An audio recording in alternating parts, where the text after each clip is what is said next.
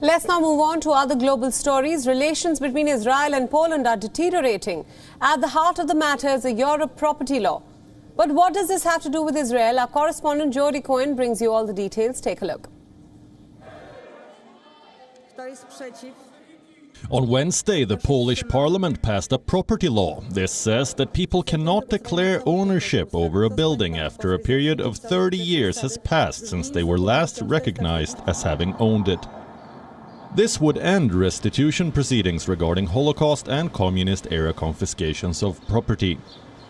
The bill's supporters argue that it will mean greater clarity on property rights.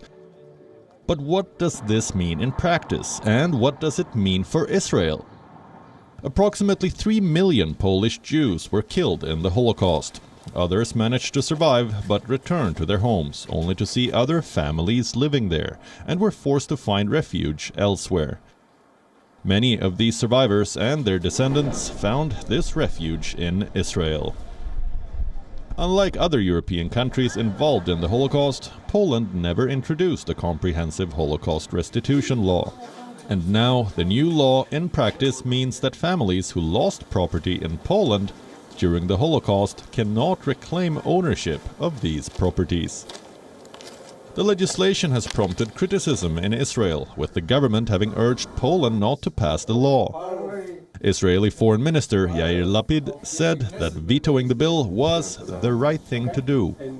As well as generating criticism from Israel, the U.S. Special Envoy for Holocaust Issues, Cherry Daniels, has condemned the legislation, saying Poland is the only European nation to have regressed in the last year in meeting commitments to return stolen property or to compensate Holocaust victims and their families.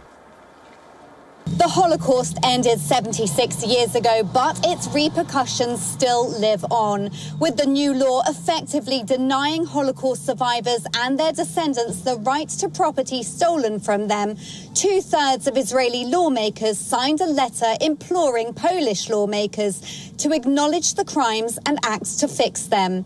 And Knesset Speaker Miki Levy has said he is cancelling plans to form an interparliamentary friendship group between the two countries. While Polish President Andrzej Duda could veto the legislation, he is not expected to do so, creating a tense situation. This is Jody Cohen from Jerusalem for WION World is One. WION World is One is now available in your country. Download the app now and get all the news updates on the move.